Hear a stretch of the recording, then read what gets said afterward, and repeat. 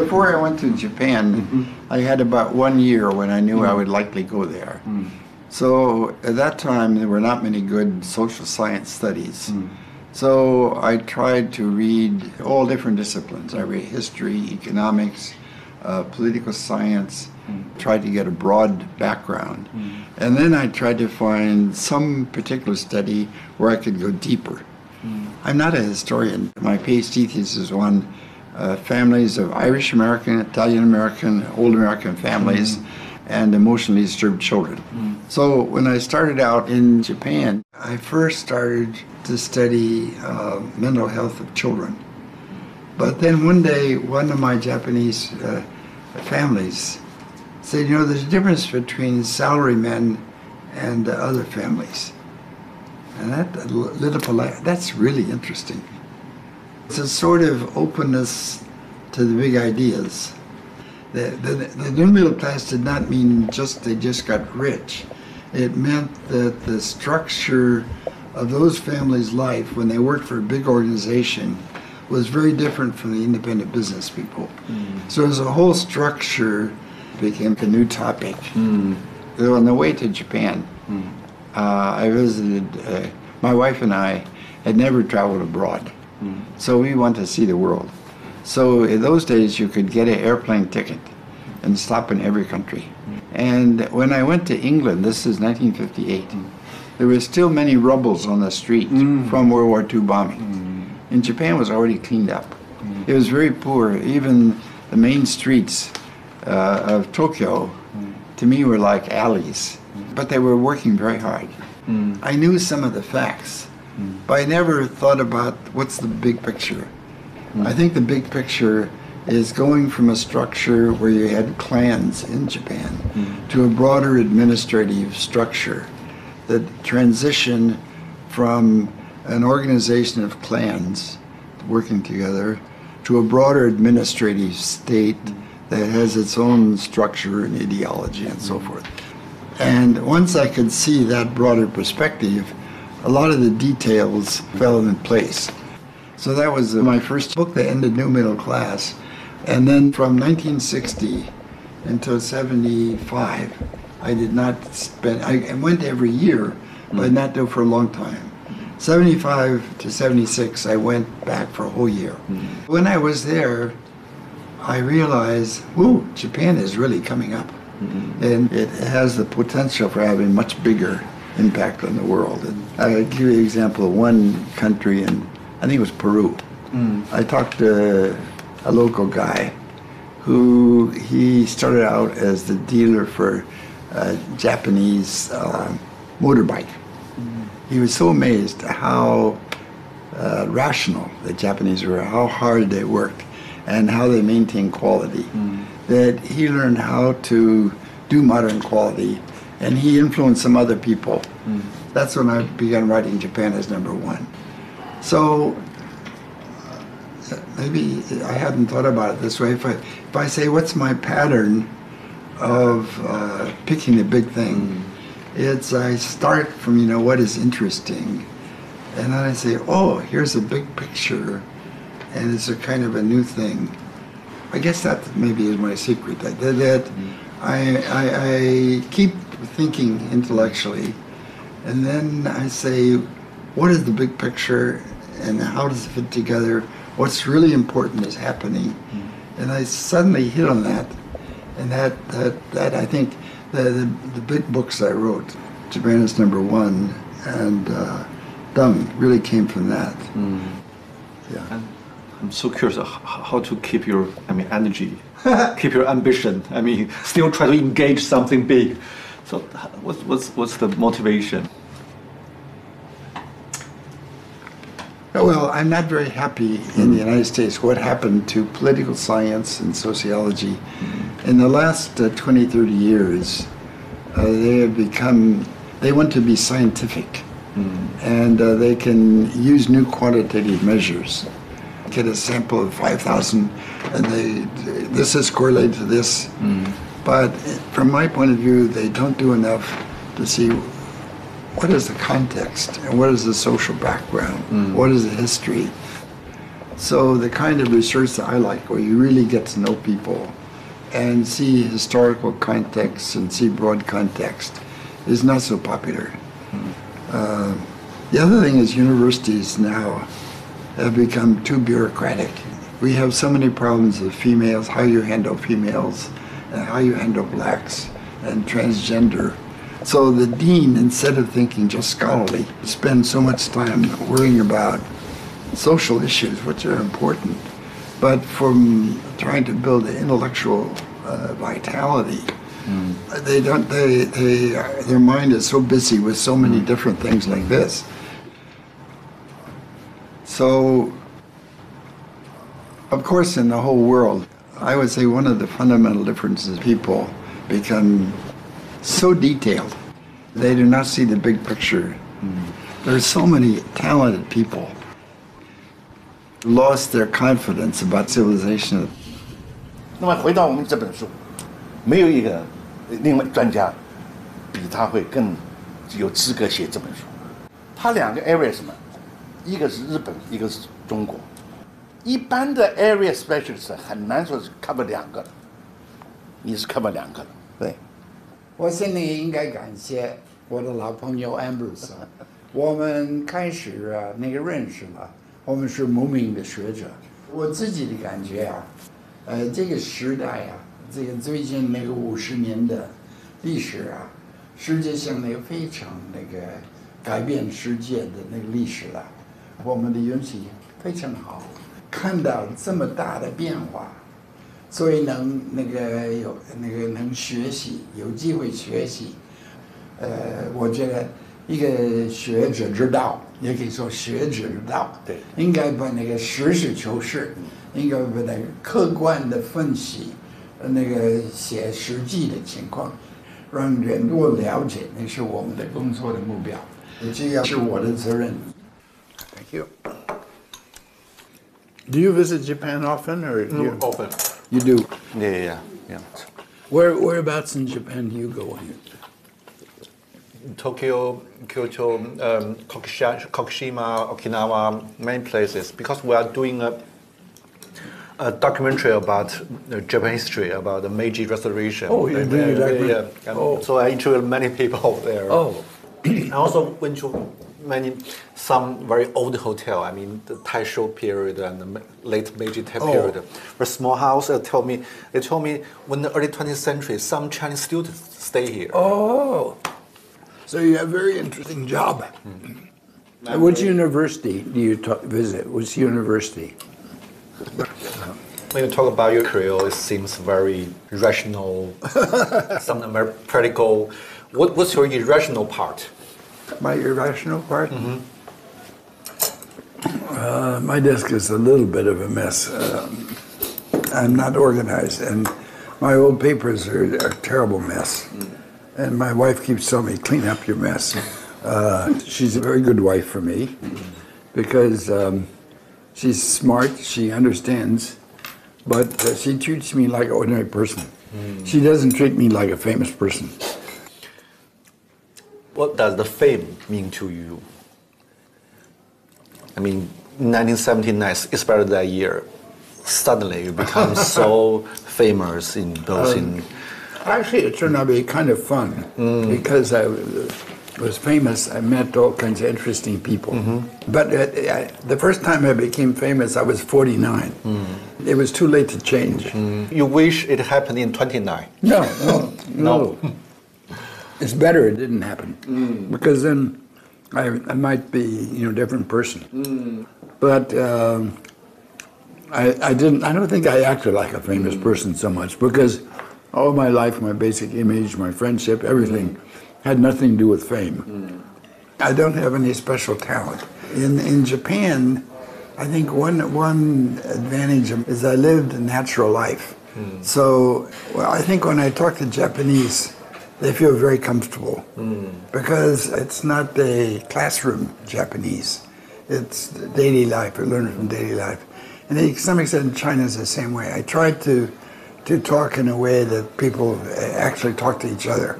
So it's not always the best classroom language, and maybe some mistakes, but it communicates and 有人情味儿. So I think my language, it helped my interest in intellectual life and ideas and curiosity. For example, I would be with a bunch of Japanese men in the evening at a bar. こういうこと考えるかなと。そういうことあるんかな。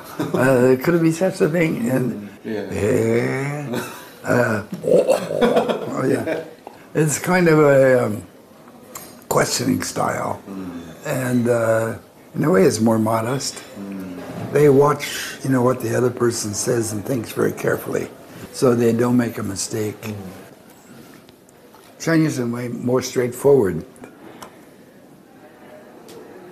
你应该听我的话吧，你应该听，你不要这样做了吧，那是太简单的事啊，你应该多考虑这些问题了，听我的。More of a power. I mean, it was kind of an interesting, at Harvard we have the young scholars, we would have a lunchroom. And somebody would say, oh, yeah, well, that's one way. Here's another way of looking at it. He enjoyed intellectual playfulness of ideas. But I felt getting to know people and talking to them was much more important. That also made me a little more skeptical about documents. Because some historians, they look at documents and say, well, was it in the document? But I realized that even in writing a document, you don't get the whole story. The document does not tell everything. And sometimes the documents have some purpose. So that sometimes talking to people, maybe it's not as precise and not as accurate, but sometimes it can be deeper and you understand why the documents. So I kept learning from talking to people a lot, yeah. So it was very important, yeah. And in your book, you seldom show your scholar side. I mean, very straightforward and focus on the facts and yeah. Why? Well, I think that's to what I'm trying to do is not so important. I grew up in a small town. Most of my high school friends did not go to college. Some went to college. When I was writing, I would try to think, what can those guys understand? And always try to have stories, because in the United States, people, they didn't care so much about other people's point of view. If you say, I don't particularly like bar, but if it's Americans at a bar, hey, what you think, man? Don't think of it that way, yeah. Let's think of it this way, yeah. Let's have another drink. That guy is crazy, man. He doesn't know what he's doing. Yeah.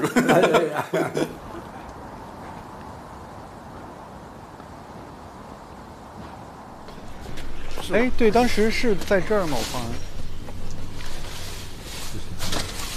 没上班，为什么大家喜欢锁门呢？真是不明白。傅高义先生来的时候，办公室应该是在这个吗？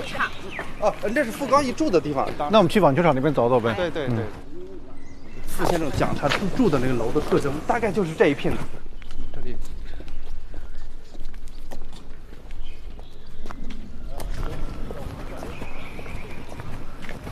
他那房子已经拆了是吧？等于是。看这个楼不太确定是哪一个。看照片。这是有照片是吧？哦，这是，应该是没有拆的。这个有这个照片，基本上等会儿就能判定这个楼绝对没拆。没拆啊？是不是就是这个？有可能是不是这个呀？真有可能，好像就是吧？感觉有点像。这个是有前面的门廊的吗？就是好像。So what's your first impression on Guangzhou? I mean, in 1980, you went to Guangzhou together. Yes, that was part of a Harvard alumni tour, which, believe it or not, was doubling as our honeymoon. We had gotten married only a month earlier, and he thought this would be so exciting. We could spend our honeymoon in China, but it seemed very tense. We just felt that people were very nervous around foreigners. I mean, we were Americans. We had only recently established diplomatic relations. So I just think nobody quite knew how friendly they should be. We both love interviewing. We both love hearing what people think about situations. I mean, it broadens your own perspective. But we had different objectives. He was trained as a sociologist. He was interested in the macro level. How were these major changes taking place? How was policy developed? This kind of thing. I'm an anthropologist. My primary data source is the ordinary person. What is their take on what's going on? And so in a way, we were able to integrate. He would, in the evening, he could say, wow, I interviewed, Vice Governor so-and-so or the head of Bureau so-and-so, and they said blah, blah, blah, blah. And then I'd say, oh, well, I interviewed these 3 families, but people were very nervous. He was never a person who, was celebrity conscious, but he began to realize that he had access that a lot of other scholars do not have. And he did want to use that to benefit everybody, not just the United States, but specifically to promote good relations between the US and China.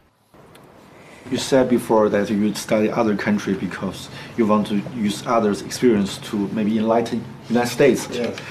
During the past 5 decades, you travel deeply into China and Japan. Yes. So what's the major things you want to bring to the United States, to Americans? Well, unfortunately, they don't listen enough. If I really want to try to make America, if I really had power and really want to have fundamental, I think the experience of the countries that were late developers, where the country takes a more active role in trying to guide the whole country, would be really good. For example, we have good suburbs that have good schools. In poor neighborhoods, we have very poor schools, very poor teachers. If you had a national Ministry of Education, you would really try to have a national program. And you would have federal money, national money, to help the backward schools. So you would have a much more equal educational system. So if I really had power and really want to use the example of Japan and China, I would say the government should take a much more active role. But I'm afraid America can't do that. I mean, we're not a late developer, and now people have too much pride. But in some ways, I think my vision is bigger. I mean, it's a very important intellectual task for the whole world. The grand vision, like Toynbee in the West had a big grand vision, and maybe some earlier period had a grander vision. But I think now people are not looking forward enough. For example, the bureaucrats I knew in the 1950s, that generation who were thinking how you build a modern Japan were really very broad. And the bureaucrats now are much pettier. They've become too small. I think that, there are historical changes in different time periods. Whether you have a broad vision makes a big difference. For example, humiliation could be used in different ways. It could be used as a stimulus to study and to learn more, to build a modern organization. The Meiji is, as I say, it's a modernization program and an integrated program, and succeeded, but then they had years of disaster. In the 1930s, they had taught patriotism so successfully that the leaders could not control it. And the defeat by the United States was so devastating, and they suffered so much. And then they had to revise, and now they have to accept a new role in the world. I mean, in a way, it's not so glorious. Japan must accept China as number one in Asia, and America is a much greater, bigger country. They can be a modern country, but it's not so exciting. How to adjust to this new world? They don't have a clear vision. I think in China also,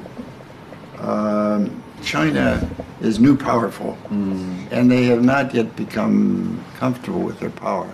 Now when they go to many other countries, some of the instinct is, look, we're the big shot, please listen to us.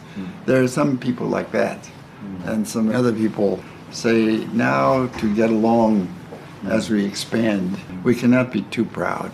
That is a good way. But my impression is that they use a lot of slogans, but they haven't tried to be systematic. They did not have overall a systematic plan about learning from the world in every single area. Geography, local customs, the value system, the religion, the family structure, how to persuade and how to have deep understanding of people, their deeper feelings. For example, in the United States, propaganda is not a good way to persuade Americans. In the long run, this will not succeed very well. So they do not have yet the mature vision about how to adapt to the rest of the world as they grow. From American point of view, I think after World War II, in a way, it was kind of a peak.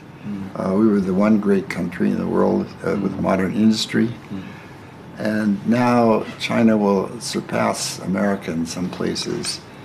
And we don't have a plan. I think our leaders, they have an instinctive reaction from the Cold War. We won't let another country pass. And a lot of people in Washington just want to criticize China, jump on China. But they don't have a vision of how to work with China now. I mean, from my point of view, human civilization is not just about business interests, economic growth, or new technology breakthrough. It's a broader conception.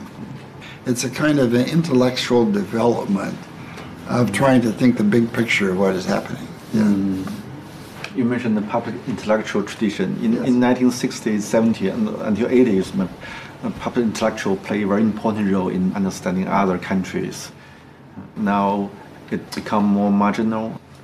There is a deeper problem. I mean, comparing with the older generation, people think not curious about different behavior, mentality of others, civilization. We are very self-centered. From your perspective, how to deal with? I don't know the answer. I wish I knew. I think it has to do with the new connection between communication and so forth. But what will be the basis of healthy relations? It's true. I mean, in the last 20 years, the world became chaotic. And out of the chaos, people went off in different directions, so I don't know that answer. But I think what I can do, and maybe have some impact, I hope, is how to deal with China. And there's some things Americans may not like about what's going on in China, but you have to be realistic. After all, China is going to be strong, and there are a lot of good Chinese people you can work with. If John King Fairbank alive, what would he do? In a way, he did not have such a broad goal as I do.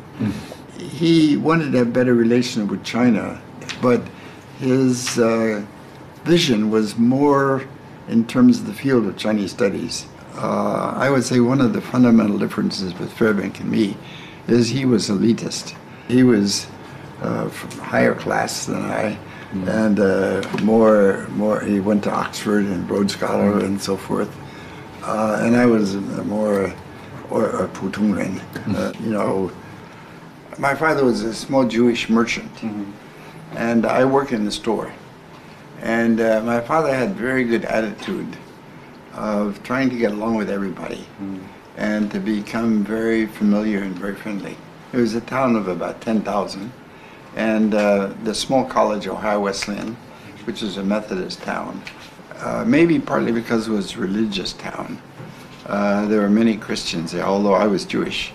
It gave me a sense that I want to be friends with everyone.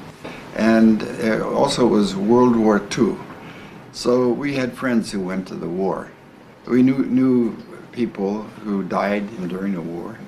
My generation after the war, we really wanted to have world peace. And in some ways, I feel I'm so lucky. I grew up in such small town America. I was given the opportunity to experience so many historical changes. And that to me means so much responsibility. Not because I thought that was so important, but because I thought the relations were so bad and I really want to make, I mean, that's the honest way. I really want those people to get along because there's so many good people in both countries. And there ought to be a better way. And I knew a lot of people. I want them to get along. So maybe I'm immodest. Maybe I'm not correct. But I think I have a contribution to make. So, do you think, I mean, there was a golden age between China and the United States, but now we have so many different complexes between each other. So, I mean, the transition, how the transition happened, is... Of course, every country like China and the United States is big and we have many different people. The extreme rightists, the extreme leftists. They don't have the confidence and the vision to really develop a understanding of each other. So how to find a new path.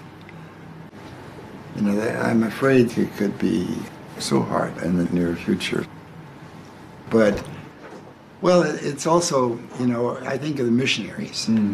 I'll give you one example. I knew in Guangdong a guy named Yang Mai.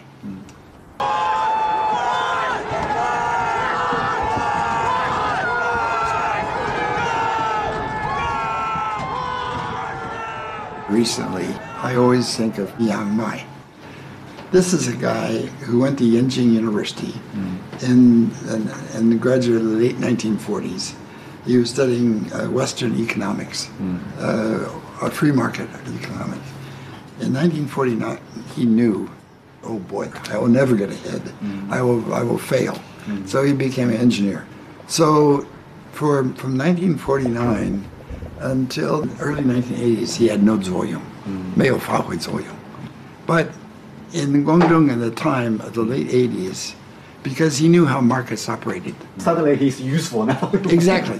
So suddenly, he would go to a county and the guy in the county say, how do we get enterprise here?